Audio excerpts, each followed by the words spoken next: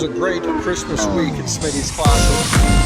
We have coming through our driveway right now a 1936 Dodge dump truck that we have had for a little over a year and a half now. Going on its way to the body shop so we can do some touch-up work on it. This thing has been rebuilt top to bottom.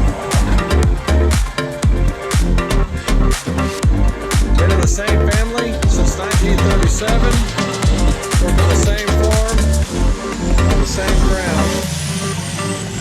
Here before long, we should be able to see it going to the owners. And they're looking forward to putting this thing back to work again, of all things.